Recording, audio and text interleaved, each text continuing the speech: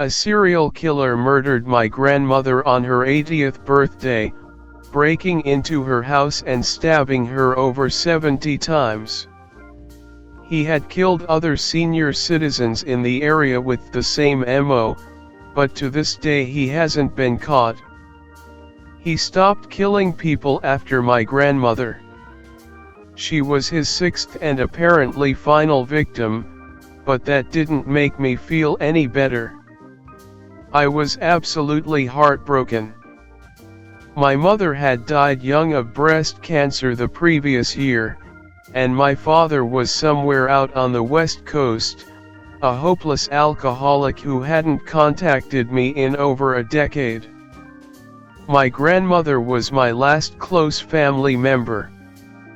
In her will, I got everything, including the house that she died in, but that didn't make the sadness and despair any less.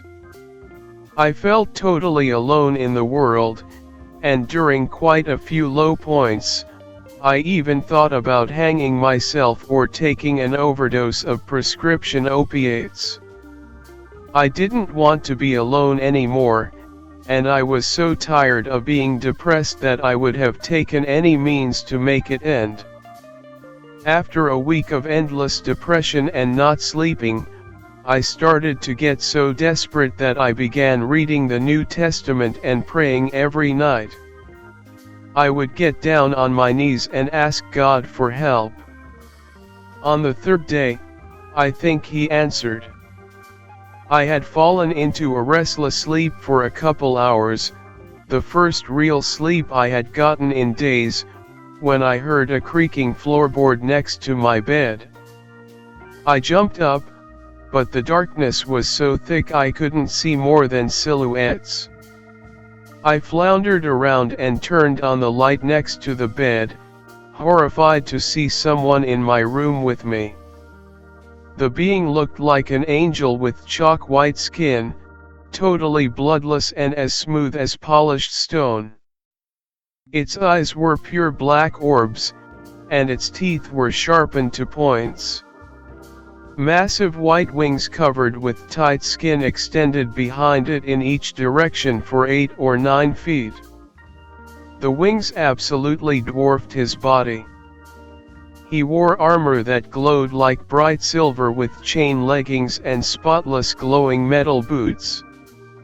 A soft interior light seemed to emanate from his skin, his armor, and his wings. "Jenna, God has heard your prayers," he said to me. He came and put his hand on my cheek, softly stroking it. He will help you through this time of sadness and depression. God only wants one thing from you in return. "Anything," I said. "Name it." "He wants you to kill one random person and bring the body to the sacred altar in the forest," the angel said, his black eyes staring into mine, his face only inches away from mine. I felt hypnotized. "If you do this, He will reward you with whatever you desire." I felt sick, pulling back as the impact of his words finally pressed in on my mind. "What?" I asked, putting my hands up in front of my face suddenly, now terrified of this creature. "You're no angel. Get out of my room." His smile widened from ear to ear, and his hand reached out in the blink of an eye and smashed my lamp, plunging us into blackness. I fell back asleep instantly, as if by magic, and awoke in the morning to find the broken lamp on the floor. Otherwise, there was no sign of the mysterious visitor. I figured it must have been a dream. Perhaps I had simply reached out and broken the lamp during the night by accident while I was deep in the grips of some nightmare, and my mind had simply added the noise of the breaking lamp into the dream and made up the entire interaction with the angel. It was the only thing that made sense, After all, it made far more sense than actually being visited in the night by some supernatural entity asking me to murder people. I went through the door like a zombie, feeling the effects of sleep deprivation more and more clearly. After making a pot of coffee and drinking 3 or 4 cups, I felt I had enough energy to at least leave the house for a few hours. I decided to go for a walk in the nearby mountains. As I walked down the trail, I kept seeing someone peeking at me from behind the trees, but every time I looked they had somehow disappeared. It looked like a dark silhouette of a human body, playing peekaboo with me and constantly winning. I even tried running to the area where I saw the figure a few times, but there was no one around, no twigs broken or brush pushed out of place, no sound of receding footsteps. I couldn't figure it out. I figured either the sleep deprivation was getting to me, or I was seeing a ghost. I had never actually seen any evidence of ghosts or demons or anything before, so I just chalked it to the massive, long-lasting sleep deprivation I had been going through and started to ignore it. But when I got home, things didn't improve. I saw a figure peeking out from my closet door, which was open only a crack, and now that I was much closer I could see the face clearly. It was the face of that nightmarish angel with the chalk white skin I had seen the night before. It kept appearing everywhere I looked, hiding behind the sofa, lurking behind me in my reflection in the bathroom mirror, even peeking out of the cabinet where I stored cereal and canned goods, a cabinet which was far too small to hold anything bigger than a cat. But I still saw that face, and every time I got a good look at it, its smile had grown, its teeth growing longer and sharper, its eyes growing darker and more manic with every showing. Now I was truly afraid to go to sleep.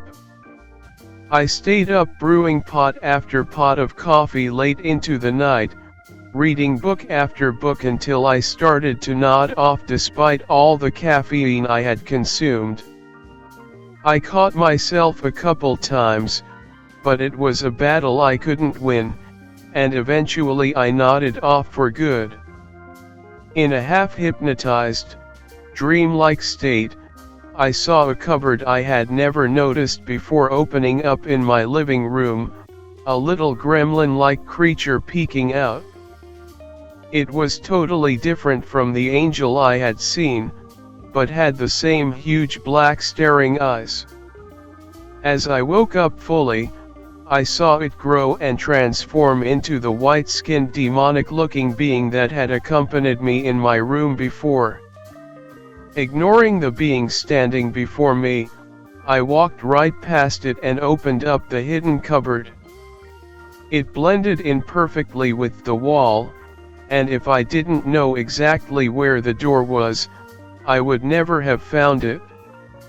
Inside there was a miniature table, tiny chairs, a tiny mirror and a hole in the ground that smelled absolutely foul, like urine and old, dried up feces. I turned my attention back to the angel standing there, but found instead a little gremlin, 2 feet tall with pure black eyes, skin as green as the needles of a pine tree and huge, bat-like ears. He looked small and almost cute in the half-light of the moon. "So," I said, crossing my arms and looking down at him, "you're the one causing me all this trouble, huh?" He trembled slightly, raising his hands. "Please," he said in a small voice, "I just want to continue living here in peace. I was friends with the old woman who lived here before, but the bad man came in and she died. I wasn't here to protect her. His small voice died away into silence, the buzzing of cicadas and crickets the only noises remaining. "Well," I said, kneeling down and pinching his long, crooked nose, "you are just the cutest little guy I have ever seen." He hissed at me, raising himself up to his full height, which still barely came up to my kneecap. "I am not," he said in an outraged, high-pitched voice. "I am the nightmare that haunts the streets. I am vicious." He showed his tiny fangs and baby-sized molars at this, and I squealed with delight. "That's it," I said, "you're staying here with me." I swept him up in my arms and gave him a hug. He didn't resist, but his thin arms wrapped around my neck, and he put his warm face against mine, sighing in his squeakiest voice. I came back home in the middle of the night from the cemetery, covered in dirt and grime. Uruk, as he had told me his name was, ran out of his hidden cupboard, dressed in a fashionable suit originally designed for children. He loved to dress up and impress me, putting on tiny boaties and pint-sized fedoras I had bought him, clothing that made me laugh and pick him up. I was happy to have a companion now, and the depression and sleeplessness that had plagued me had left completely. I often fell asleep holding Uruk, spooning him like a teddy bear. "Jenna, did you bring it? Did you get it? Did you?" he asked rapidly, his pupils dilating in excitement. I nodded, dragging a tied-up tarp in through the door and laying it out on the kitchen.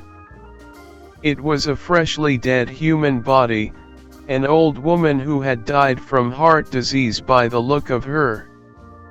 Uruk clapped his hands in joy, jumping up and down like a kid on Christmas morning. He knelt down, using his sharp fangs to rip the skin on the face off, before moving down to the neck and chest. I left him to his dinner, as watching him eat often made me queasy. As long as I kept him fed, though, he said I was in no danger. He could only eat human bodies, but whether they were killed or died from another cause made no difference to him. At least I'm not alone anymore, and that has made all the difference to me. My prayers had been answered.